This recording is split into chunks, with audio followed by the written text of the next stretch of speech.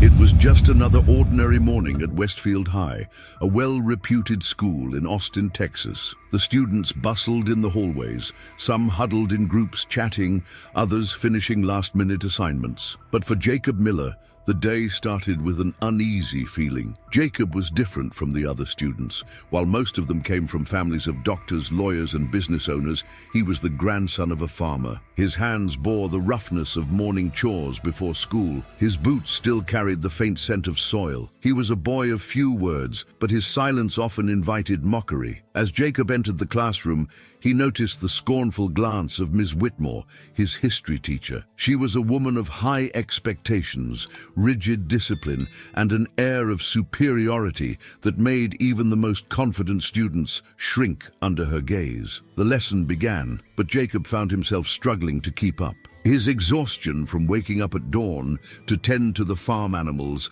clouded his concentration. When Ms. Whitmore called on him to answer a question about the Civil War, he hesitated, trying to gather his thoughts. "Mr. Miller," she snapped, crossing her arms, "if you paid more attention in class instead of whatever you do out there in the fields, maybe you wouldn't embarrass yourself." The class snickered. Jacob felt a lump in his throat but said nothing. "Honestly, I don't see the point in wasting time on students who are clearly not cut out for academics. Maybe you should stick to what you know best, feeding pigs and plowing dirt." A hush fell over the room. Even those who had laughed earlier shifted uncomfortably. Jacob stood up, his knuckles white from gripping the desk. "I may not be as book smart as the rest, but that doesn't mean I don't deserve respect," he said, voice steady despite the storm raging inside him. Ms. Whitmore smirked. "Then prove it. Otherwise, leave my classroom." The words cut deep, but Jacob didn't argue. Instead, he gathered his things and walked out, his heart pounding. He had never felt so humiliated. The next day,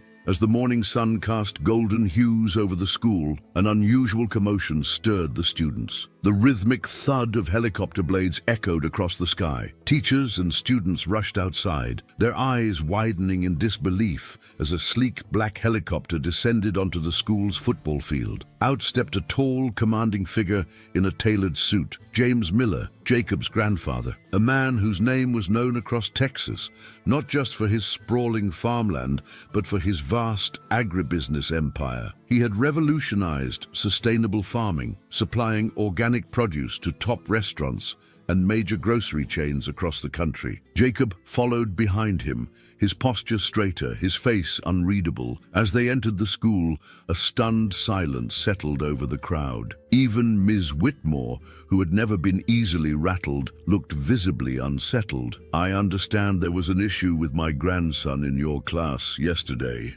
Mr. Miller said, his deep voice carrying through the corridor. Ms. Whitmore blinked rapidly. "Mr. Miller, I assure you, I treat all my students equally." "Is that so?" he interrupted, pulling out a check from his coat pocket. "Because this school receives significant funding from the Miller Foundation. I built the very science lab you take pride in, and I sponsor the history program you oversee. Yet you saw fit to humiliate my grandson over his background." The color drained from Ms. Whitmore's face. "I raised Jacob to understand that hard work is honorable," he continued, his eyes never leaving hers. "Maybe you should educate yourself on that instead of looking down on those who put food on your table." Murmurs rippled through the crowd. Jacob, who had remained quiet until now, stepped forward. "I don't need special treatment," he said.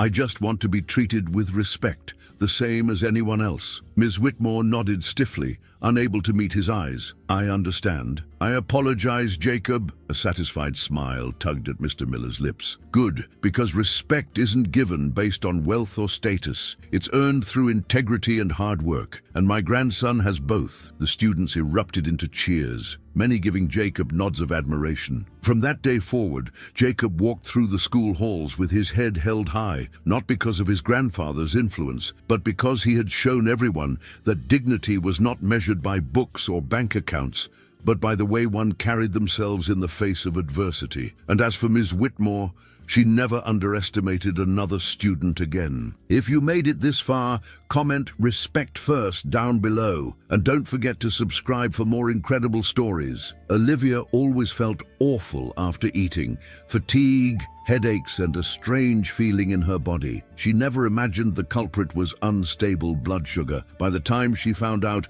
she was already at risk for something worse. But before it was too late, she discovered a natural solution that changed her life. If this sounds familiar, check the pinned comment now.